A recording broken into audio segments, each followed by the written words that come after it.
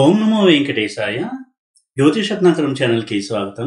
ఈ వీడియోలో సెవెంత్ హౌస్లో కుజుడు ఎటువంటి పూర్వజన్మ కర్మని తెలియజేస్తాడు, అలాగే వైవాహిక జీవితం విషయంలో మ్యారీడ్ లైఫ్ విషయంలో కుజుడు సెవెంత్ హౌస్లో ఎటువంటి పూర్వజన్మ రుణాలు కర్మలు తెలియజేస్తాడు అనేది ఈ వీడియోలో కొంతవరకు నేను తెలియజేస్తాను. సప్తమంలో కుజుడు ఉంటే దానికి కుజదోషము అని పేరు. సాధారణంగా మ్యాచ్ మేకింగ్ చేసేటప్పుడు అందరూ మొట్టమొదటి చూసేది సెవెంత్ హౌస్లో కుజుడు ఉన్నాడా, ఉంటే కుజదోషం కాబట్టి మ్యారేజ్ చేయొద్దు, మ్యారేజ్లో ప్రాబ్లమ్స్ వస్తాయి. ఈ విధంగా సెవెంత్ హౌస్ మార్స్ సప్తమంలో కుజుడి మీద చాలా భయాలు నెలకొన్నాయి.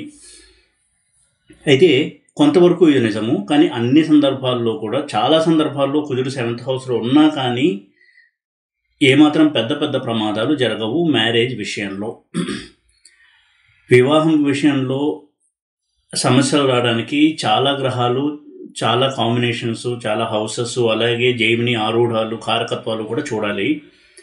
కేవలం సప్తమంలో కుజుడు ఉన్నంత మాత్రాన ఒక సంబంధం వస్తే దాన్ని రిజెక్ట్ చేయాల్సినటువంటి అవసరం ఉండదు.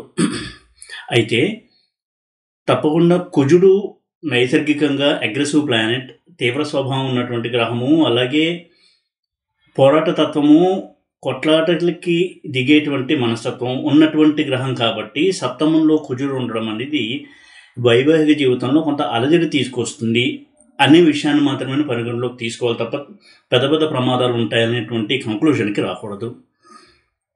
ఇక సప్తమంలో కుజుడుండి వివాహంలో సమస్యలు ఇస్తున్నాడు అంటే దానికి పూర్వజన్మ కర్మలు, పూర్వ రుణము ఎంతవరకు కారణము అనే యాంగిల్లో కనుక మనం చూసినట్టయితే, ఒక జాతకుడికి సప్తమంలో కుజుడు ఉన్నాడు అంటే వారి వైవాహిక జీవితంలో ఉన్నటువంటి కష్టాలకి పూర్వకర్మలు బలమైనటువంటి కారణాలుగా మనం చెప్పాల్సి ఉంటుంది. అసలు సెవెంత్ హౌస్కి పాస్ట్ లైఫ్కి సంబంధం ఏంటి అని కనుక చూసినట్టయితే, సెవెంత్ హౌస్ అనేది 8th హౌస్కి వ్యయస్థానం, అంటే 8th హౌస్కి 12వ ఇల్లు, అలాగే వ్యయస్థానానికి 8వ స్థానం. ఇక్కడ 8, 12 ఈ రెండు కూడా పాస్ట్ లైఫ్ను సూచించేటువంటి హౌసెస్. ఆ విధంగా చూసిన బలమైనటువంటి పూర్వకర్మ సంబంధాన్ని తెలియచేసే హౌస్ సెవెంత్ హౌస్. అందులోనూ ఆ వ్యక్తికి చాలా దగ్గరగా ఉండేటువంటి భాగస్వామి, జీవిత భాగస్వామి, ఆ జీవిత భాగస్వామితో సంబంధం ఎలా ఉంటుంది అని తెలియచేసే సెవెంత్ హౌస్. ఈ దృష్టితో చూసినప్పుడు సెవెంత్ హౌస్ అనేది పాస్ట్ లైఫ్ కర్మను రిలేట్ చేసేటువంటి హౌస్గా, అందులోనూ ముఖ్యంగా స్పౌజ్తో, పార్ట్నర్తో సంబంధాన్ని తెలియచేసే హౌస్గా మనం చూడాల్సి ఉంటుంది. సెవెంత్ హౌస్లో ఉన్నటువంటి ప్లానెట్స్ ఆ జాతకుడి యొక్క మ్యారీడ్ హ్యాపీనెస్, మ్యారేజ్లో హ్యాపీనెస్ అంటే వివాహంలో సుఖము లేదా మ్యారేజ్లో కష్టము అనేది తెలియజేస్తుంది. ఈ విధంగా చూసినప్పుడు సెవెంత్ హౌస్లో మార్స్ ఏ విధమైనటువంటి ఇండికేషన్స్ ఇస్తాడు పాస్ట్ లైఫ్కి సంబంధించి కనుక చూసినట్టయితే, కుజుడు యొక్క కారకత్వాలు చూసినట్టయితే కుజుడు మేషానికి వృశ్చికానికి అధిపతి. కాలపురుష చక్రంలో మేషము 1వ ఇల్లు, వృశ్చికము 8వ స్థానం. ఇక్కడ కూడా వృశ్చికం అనేది పాస్ట్ లైఫ్ను సూచించేటువంటి హౌస్గా మనం చూడాలి. కాలపురుష చక్రంలో వృశ్చికానికి అధిపతి కుజుడు. 8th హౌస్ అంటేనే పాస్ట్ లైఫ్లో చేసినటువంటి తప్పులు, పాపకర్మలు, పొరపాట్లు, వీటిని ప్రధానంగా చూపించేటువంటి హౌస్ 8th హౌస్. ఇటువంటి హౌస్ని రూల్ చేస్తున్న కుజుడు ఎప్పుడైతే మనకి జీవిత భాగస్వామికి సంబంధించినటువంటి 7th హౌస్లో ఉంటాడో, అతని జీవితంలో వచ్చేటువంటి కష్టాలకి అతను చేసుకున్నటువంటి పూర్వకర్మలే కారణమై ఉంటాయి అనేది ముందు మనం గ్రహించాలి. అలాగే కాలపురుష చక్రంలో 7th హౌస్ని చూసినట్టయితే శుక్రుడు, నైసర్గికంగా వివాహకారకుడు శుక్రుడు, కాలపురుష చక్రంలో 7th హౌస్కి అధిపతి శుక్రుడు. ఇటువంటి శుక్రుడు కనుక కుజుడితో కలిస్తే అది కూడా వైవాహిక జీవితంలో చాలా సమస్యలు ఇచ్చేటువంటి కలయిక మనం చూడవచ్చు. ఈ విధంగా ముఖ్యంగా ఇటువంటి ప్రధానమైనటువంటి పోర్ట్ఫోలియోస్ని అనలైజ్ చేసేటప్పుడు పాస్ట్ లైఫ్ కర్మ అనేది బలంగా ఉండి తీరుతుంది. అందులోనూ కుజుడు కనుక వక్రించి 7th హౌస్లో ఉన్నాడు అంటే తప్పకుండా అతను పాస్ట్ లైఫ్లో కొన్ని తప్పులు చేయడం వలన ఈ లైఫ్లో అతని యొక్క మ్యారీడ్ లైఫ్ అనేది ప్రాబ్లమెటిక్గా ఉంటుంది. ఇది ప్రధానంగా గ్రహించాలి.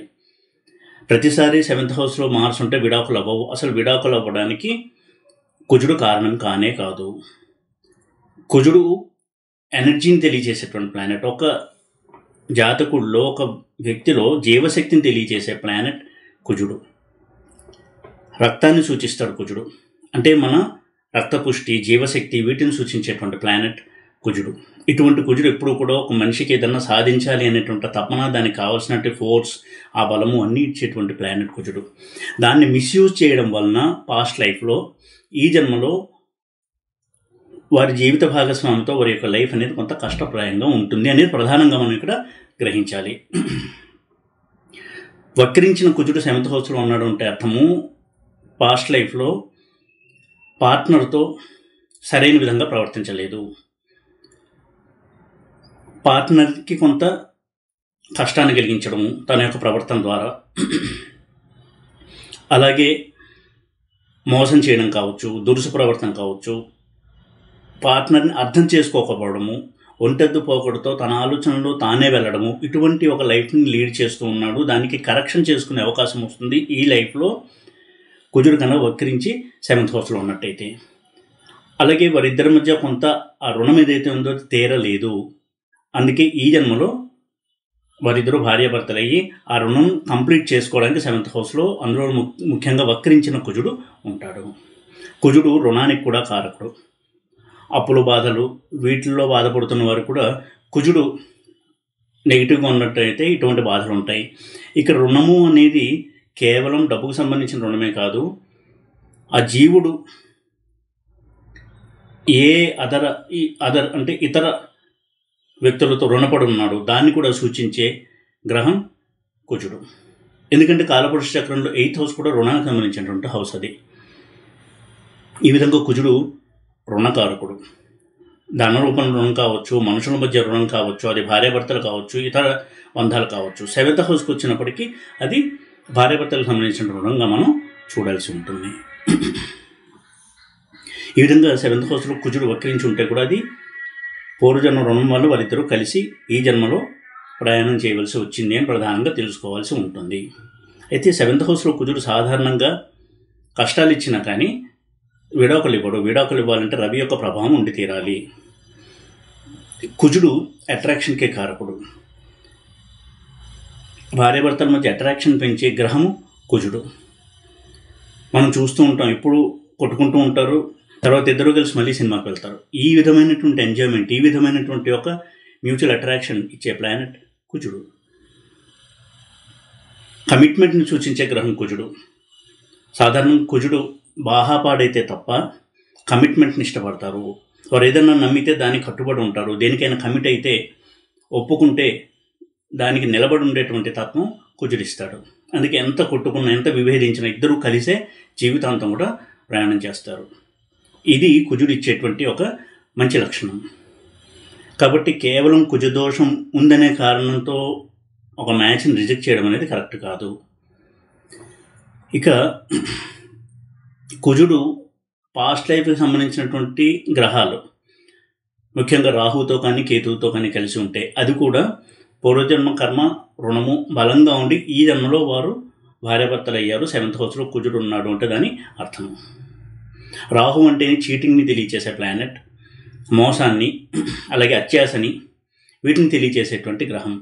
7th హౌస్లో కుజరాహులు కనుక కలిసి ఉన్నారంటే దాని అర్థము వారి పార్ట్నర్ వల్ల మీకు చాలా సమస్యలు ఉంటాయి.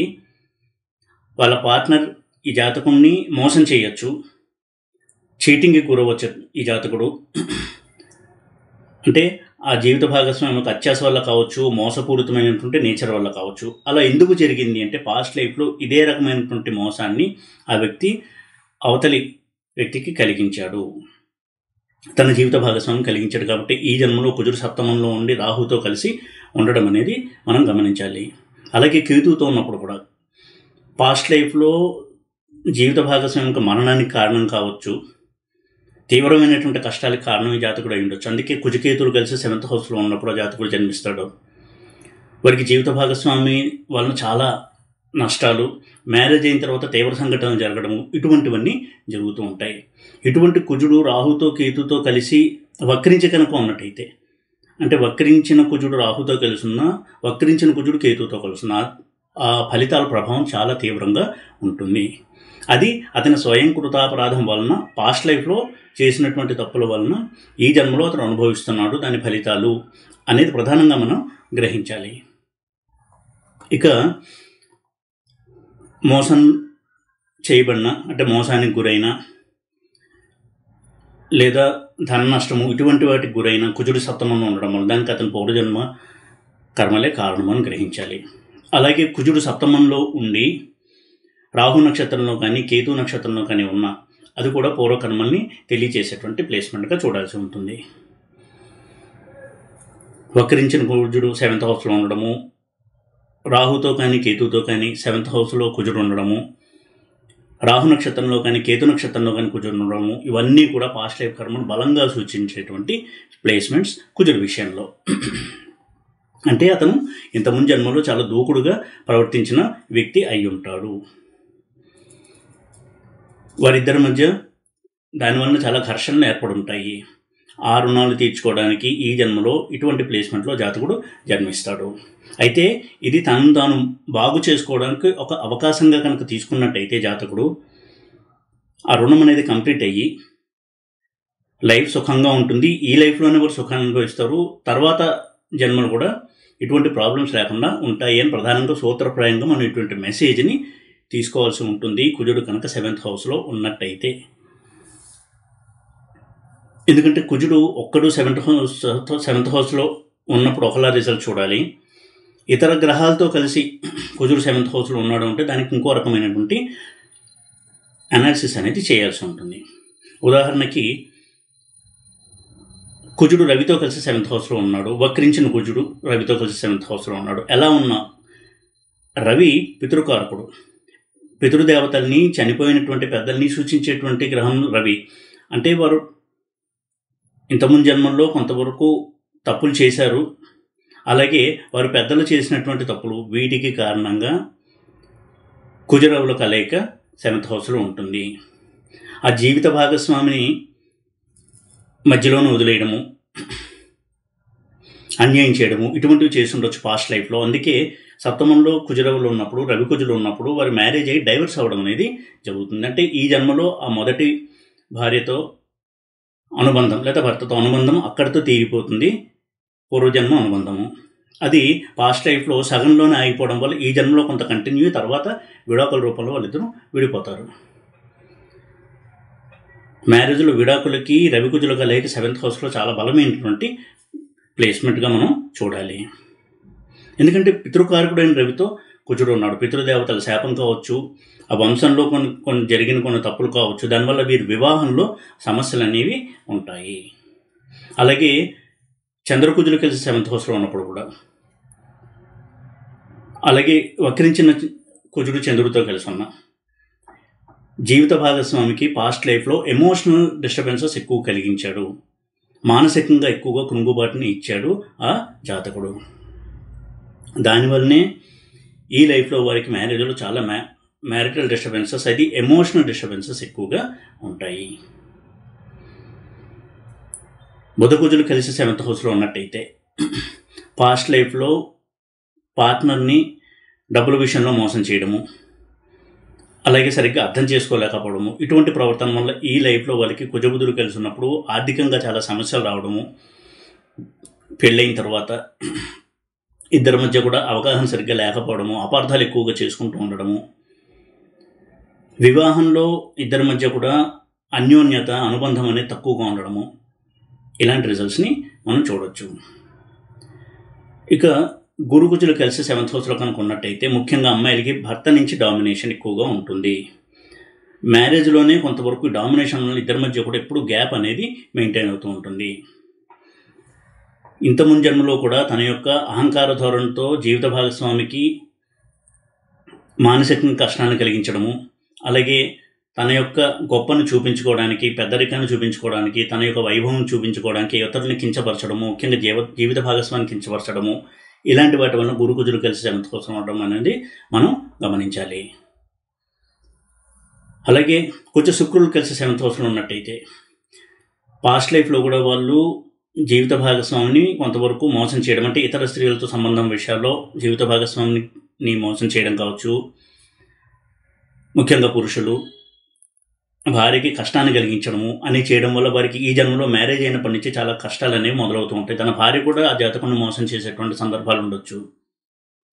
ఇటువంటి వాటిని మనం గ్రహించాలి. దానికి కారణము పూర్వకర్మలని ఇక్కడ మనం అర్థం చేసుకోవాలి. అందులోనూ కుజుడు శుక్రుడు ఇద్దరు వక్రించి కనుక కలిసి ఉన్నట్టయితే 7th హౌస్లో అది కొంత ప్రాబ్లమేటిక్ ప్లేస్మెంట్గానే మనం చూడాలి. దానికి బలమైనటువంటి పూర్వకర్మ దోషాలే కారణము అని ప్రధానంగా మనం అర్థం చేసుకోవాలి.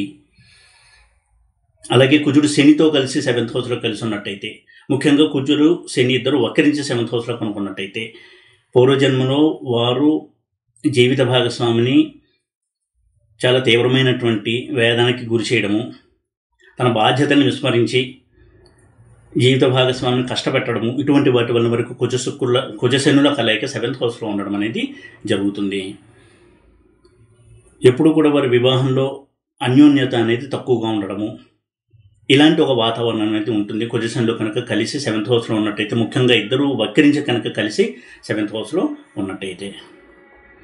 ఈ విధంగా కుజుడు వక్రించి ఉండడము, పాపగ్రహాల నక్షత్రాల్లో ఉండడము, ఇతర పాపగ్రహాలతో కలిసి ఉండడము, పాస్ట్ లైఫ్కి సంబంధించిన గ్రహాలతో కలిసి ఉండడము, ఇవన్నీ కూడా పూర్వజన్మలో అతను చేసుకున్నటువంటి తప్పులకి కారణంగా ఈ జన్మలో వస్తున్నటువంటి కష్టాలు అని ప్రధానంగా గ్రహించాలి. దాన్ని సరిదిద్దుకునేటువంటి అవకాశంగా మనం గ్రహించాల్సి ఉంటుంది. ముఖ్యంగా కుజుడు కనుక వక్రించి 7th హౌస్లో ఉన్నట్టయితే ఈ జీవితంలో తను నేర్చుకోవలసింది, సాధించవలసింది, తనను తాను మెరుగుపరుచుకోవడము అనే విషయాన్ని ఎక్కువగా మనం ఇక్కడ గ్రహించాలి. కేవలం అభిషేకాలు చేయడం వల్ల, గుడికి వెళ్ళొచ్చడం వల్ల అతని కర్మలు తొలగిపోవు, అతని యొక్క మనస్తత్వం మారదు. ఆ మనస్తత్వం మారాలి, ఇతరుల పట్ల అతని బిహేవియర్ బాగుండాలి అనేటువంటి సంకల్పం తాను చేసుకుని అప్పుడు కనుక ఇటువంటి రెమెడీస్ చేయడం కావచ్చు, గుళ్ళకెళ్ళడం ఇవి చేస్తున్నట్టయితే దైవ సహాయం కూడా లభించి తన యొక్క వ్యక్తిత్వంలో మార్పు తెచ్చుకోవడానికి అవకాశం పెరుగుతుంది. ఈ విధంగా మనం రెమెడీస్ని చూడాలి తప్ప మనస్తత్వం మార్చుకోవడం అనే విషయంలో ఏమాత్రం హార్డ్ వర్క్ చేయకుండా కేవలం గుళ్ళకి వెళ్ళి రావడం వలన ఇలాంటి మ్యాలిఫిక్ కాంబినేషన్ 7th హౌస్లో ఉన్నప్పుడు కేవలం అవి చేయడం వలన ఏ దోషము పోయినా కానీ చాలా స్వల్ప మాత్రంగానే ఉంటుందని ప్రభావము. దేవతలు ఎప్పుడు కూడా మన మంచిని కోరుకునేటువంటి వారు, మనందరము కూడా వారి సంతానము. మన ప్రవర్తనలో మార్పు రావాలి, ఒక మంచి మనిషిగా మనం ఎదగాలి అని కోరుకుంటారు దేవతలు. కాబట్టి ఒక స్థానంలో ఉన్నారు అంటే ఆ విధమైన మార్పు తెచ్చుకోండి అని సూచించడం ప్రధానంగా మనం గ్రహించాలి తప్ప నేను ఇలాగే ఉంటాను, నాలోని వీక్నెస్, నాలోని చెడు గుణాలు ఇలాగే ఉంచుకుంటాను, నేను మాత్రం గుళ్ళకెళ్ళి వస్తాను, నా కర్మలు పోవాలి అంటే పోవు. మనలో కొంత పరివర్తన వచ్చి మనం మార్చుకోవాలనేటువంటి తాపత్రయం కనుక మొదలయ్యి ఆ భగవంతుడి సహాయం కోసం కనుక క్షేత్ర దర్శనం చేసినా, ఇతర రెమెడీలు చేసినా చాలా బాగా పనిచేస్తాయి. ఎందుకంటే ఏవైతే దేవతలు చెప్పాలనుకుంటున్నారో అది ఆ జాతకుడు గ్రహించి చేస్తున్నాడు కాబట్టి వాళ్ళు సంతోషించి దీవిస్తారు. ఆ విధంగా ఆ వ్యక్తి కూడా తనను తాను బాగుపరుచుకుని ఇంకా మెరుగైనటువంటి వ్యక్తిగా ఎదగడానికి ఈ రెమెడీస్ అనేవి పనిచేస్తాయి. కాబట్టి కుజదోషం విషయంలో ముఖ్యంగా సప్తమంలో కుజుడు ఉన్నప్పుడు అనవసరమైనటువంటి భయాలకు వెళ్లకుండా ముఖ్యంగా తన యొక్క ప్రవర్తనలో మార్పు తెచ్చుకోవడము. ఎందుకంటే కుజుడు అగ్రెసివ్ ప్లానెట్, మొండి పట్టుదల ఉండే ప్లానెట్, తన మాటే వినాలి అందరూ అనేటువంటి మంకుపట్టు, మొండి పట్టుదల ఇవన్నీ ఉండేటువంటి ప్లానెట్ కుజుడు. కాబట్టి వీటిలో మార్పు తెచ్చుకుని తనను తాను మెరుగైనటువంటి వ్యక్తిగా తీర్చిదిద్దుకోవడం అనేది చేసినప్పుడు తప్పకుండా కుజదోషం అనేది తగ్గుతుంది. కుజదోషం ఉన్నప్పుడు ప్రాబ్లం ఎక్కడ వస్తుందంటే ఎక్కువ డామినేషన్ వలన, తన మాట వినాలి తన భార్య లేదా భర్త అనేటువంటి మంకు పట్టు, ఇలాంటి వాటి వల్ల ప్రాబ్లం వస్తుంది. కాబట్టి ఈ ధోరణిని తగ్గించుకునే ప్రయత్నం చేసినప్పుడు తప్పకుండా కుజదోషానికి అది రెమెడీగా పనిచేస్తుంది. ఈ విధమైనటువంటి రెమెడీ చేస్తూ దేవతల సహాయం కూడా తీసుకున్నట్టయితే తప్పకుండా ఆ జ్యోతిష్యం వలన అతను చాలా ప్రయోజనం పొందినట్టుగానే మనం భావించాలి. ఎప్పుడూ కూడా గ్రహాలని కేవలం కష్టాలని తొలగించేసేటువంటి యంత్రాలుగా భావించడము, అలాగే ఏదో ఒక పరిహారం చేస్తానో, ఒక పూజ చేస్తానో, అభిషేకం చేస్తానో మన కర్మలు పోతాయనుకోవడం తప్పు. పాపాలు పోవచ్చు కొంతవరకు. పాపాలంటే అరిషడ్ వర్గాలు, కామ, క్రోధ, లోభ, మోహ, మద, మాత్సర్యాలే పాపాలు. ఆ ఫీలింగ్స్ కొంతవరకు సద్దుమణుగుతాయి ఇటువంటి దేవతార్చన కావచ్చు, క్షేత్ర సందర్శనం చేస్తే. అలా చేస్తూ తాను కూడా కృషి చేయాలి. రెమెడీస్ యొక్క పరిధి అంతవరకే, అంతే తప్ప రెమెడీస్ అతని యొక్క ప్రారంధాన్ని పోగొట్టవు, కర్మల్ని తుడిచివేయవు.